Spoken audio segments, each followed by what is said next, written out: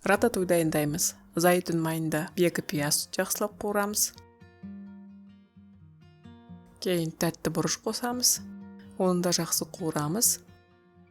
Кейін блендерде үгітілген қызанақ қосамыз. Тұз қосамыз. Және қара бұрыш. Соус дайын болғанда оның жартысын ыдысқа құямыз. Кейін баялды, қызанақ, цукини немесе кәдіні салып,